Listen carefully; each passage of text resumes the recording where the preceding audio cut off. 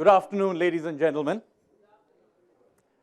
I've been asked today to speak about my view of economics, which is the economics of chaos and complexity. Now, why would I want to speak about economic theory? The reason for that is this, that you see, most people don't realize the extent to which the conceptual frameworks that people use determine the conclusions that they come to. Far more than, for example, empirical observation or logical reasoning. Now, this is even true of natural sciences, but in social sciences, particularly economics, the background meta-narrative, the conceptual framework sometimes overrides even what we can see all around us. So it's very important to think about the conceptual framework that we use when we are talking about economics, governance, policy making, and so on.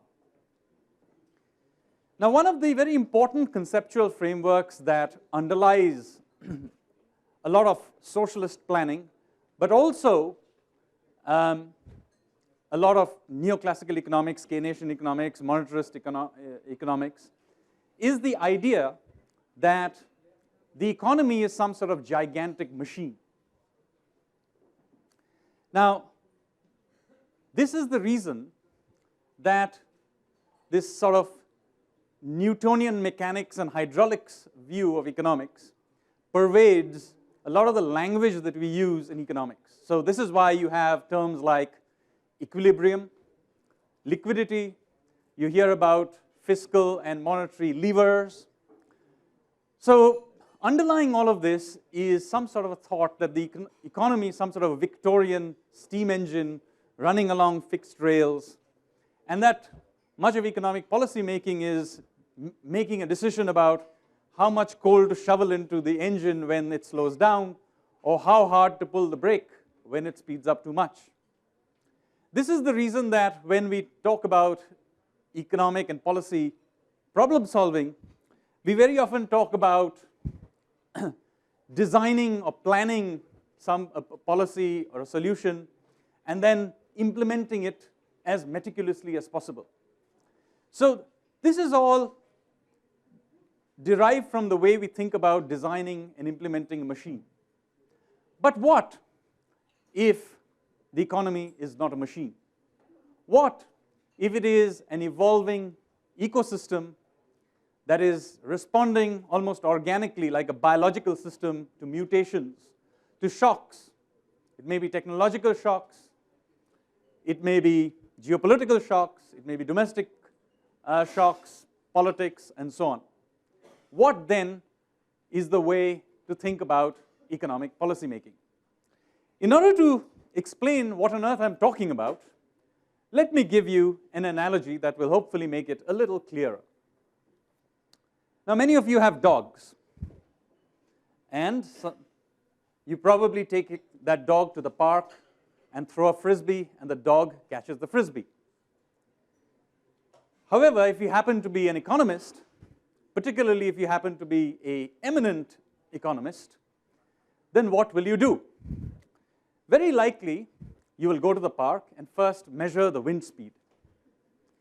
And then we'll do a lot of research into the breed of the dog. And then you look at the design of the frisbee and feed all this information into what is called a computational general equilibrium model. And after a lot of iterations, this general equilibrium model will give you a forecast. And if you're a policymaker, you'll take that forecast and you'll go to the Frisbee Policy Committee, which meets once every 2 months and deliberates about where that frisbee is going to land. And it will then issue a forward guidance. So now, at this point, the economist will take all this information and he'll drag his dog to where the frisbee is supposed to land. He will drive a stake into the ground and tie the dog to that place. Then he'll walk back and throw the frisbee. Now, as you all know, that even something as everyday as a park is a complex system. You could have a gust of breeze, There could be a small scratch on the surface of the frisbee, which will cause the frisbee to swerve. There may be a small deviation in the angle at which the frisbee was thrown. All of these, or a combination of these factors, will cause the frisbee to fall somewhat different from where your model forecasted it to be. But of course, the dog is stuck with the stake and will more likely than not fail to catch the frisbee. Now, the eminent historian will be, of course, entirely surprised by this and will then form a committee that will write a very long report with lots of graphs and charts explaining why the dog failed to catch the frisbee. Now, meanwhile, most normal people are throwing the frisbee and the dog is catching the frisbee. So the question is, how do normal people get their dogs to catch the frisbee? So what normal people do is the following. They indicate broadly to the dog by nothing more than body language very often, which is the general direction in which they will throw the frisbee. And then they throw the frisbee. And then what does the dog do? The dog looks at the frisbee and runs after it. And the frisbee begins to come down. The dog looks at it again and adjusts itself flexibly. And finally, as the frisbee is coming down towards the ground, it adjusts to it, looks at it, jumps, grabs the frisbee, and catches it. So what is the dog really doing? The entire cycle by which the dog is catching the frisbee is based on flexibility and feedback loops. This is not about having great general equilibrium models and trying to forecast where on earth the frisbee is going to land.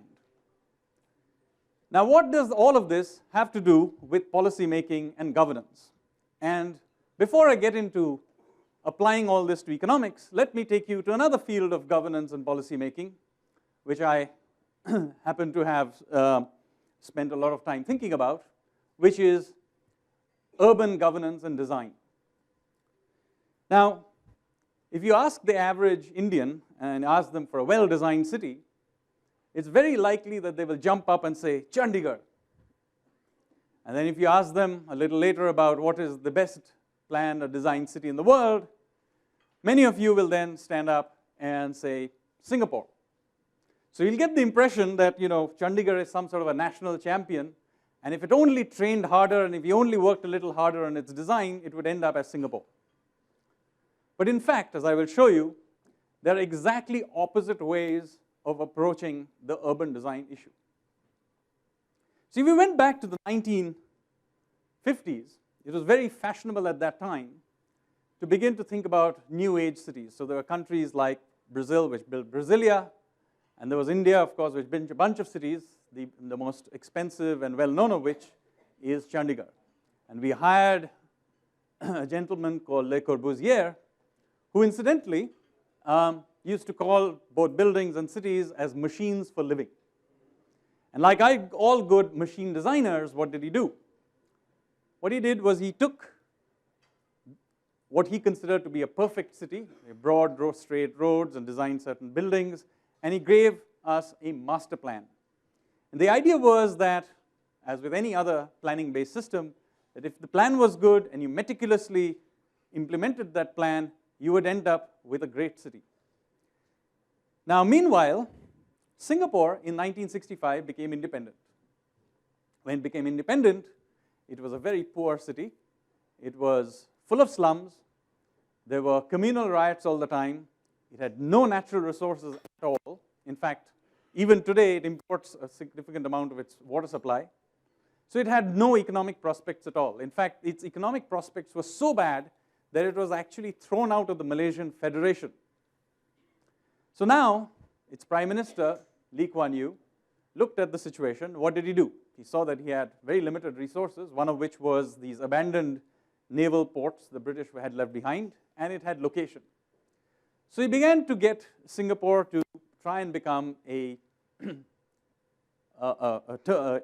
container port, and he also began to invest into low-end manufacturing. So not many people remember now, but Singapore started its manufacturing journey as essentially a place for making ready-made garments, very often rip-offs, in fact, of well-known brands. And this model was so successful that by the 1970s, it was already becoming too expensive a place to do this kind of low-end manufacturing. So they upgraded themselves and became an electronics manufacturing hub. So those of you who remember the 80s and early 90s will remember Indians used to go to Singapore to buy electronics. The first thing they did when they got off the flight was go to Mustafa. But even by the late 90s, it became obvious that Singapore was too expensive even for doing this. So they moved up and over time became essentially a major financial hub. And more recently, they have transformed themselves into an education and entertainment hub. Now, nobody in the 1970s would have dreamt that people would be sending their kids to Singapore to study. But many of you in this room may already have sent your kids there or will at least contemplate sending your kids to Singapore to study. Now, what is going on here? Notice it's about feedback loops and adjustment. And in all this time, what have the managers of Chandigarh done? They have very loyally kept to the master plan of Le Corbusier. In fact, they're very proud about this. So while Singapore has adjusted up the value chain, become one of the most successful cities in the world, Chandigarh remains a subsidy scheme for civil servants. And even the little bit of buzz you see in Chandigarh comes from Mohali, which is actually outside of that master plan.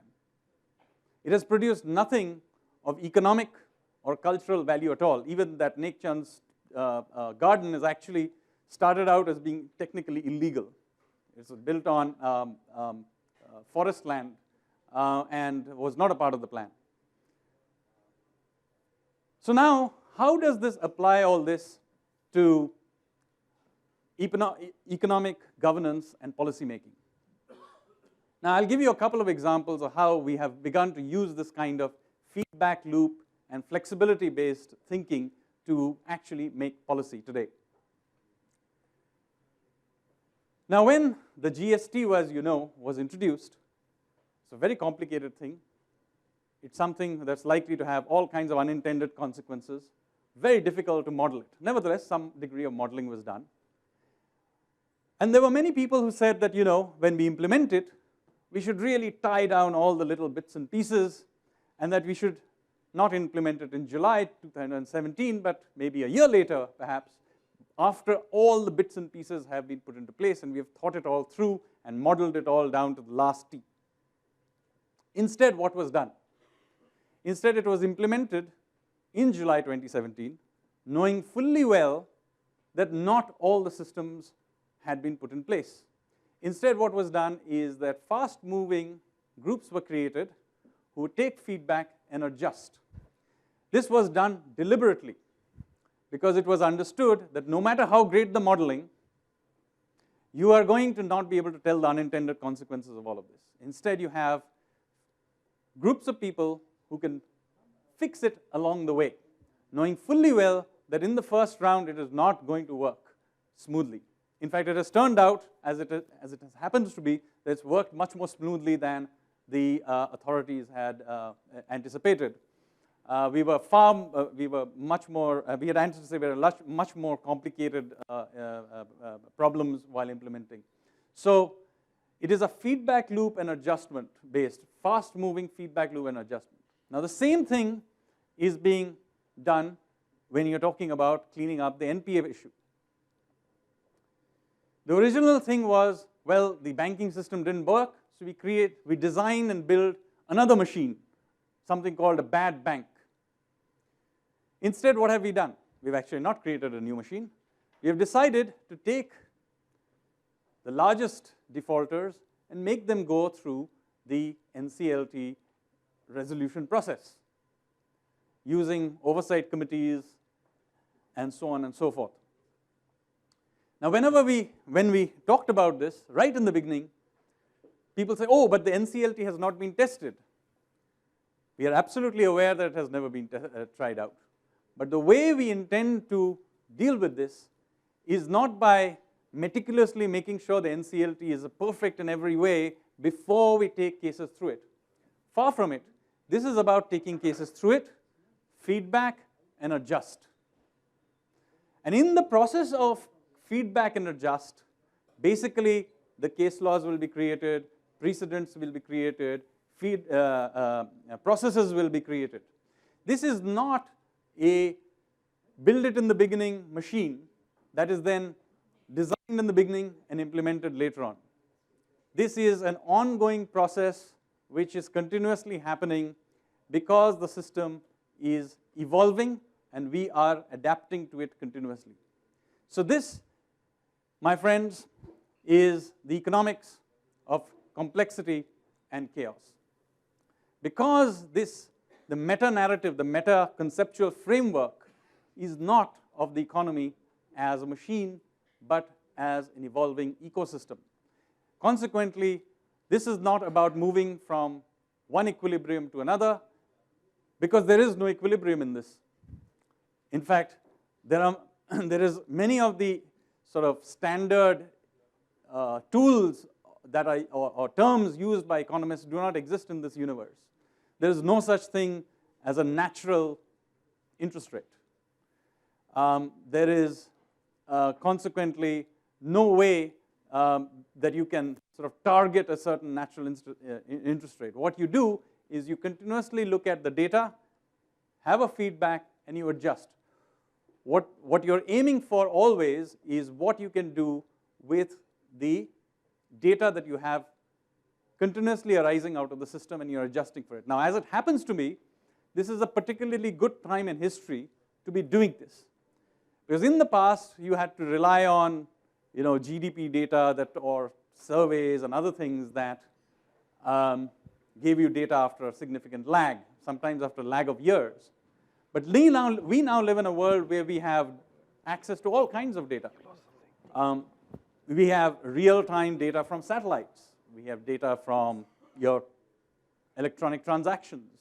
We have real-time data from cell phones. And so, using this real-time data, it is possible to begin to manage the economy in a very, very different way than we have historically. I would argue this is how you should have been doing anyway, but if you were going to shift to this new system, this has got to be a particularly good time to do so. Thank you.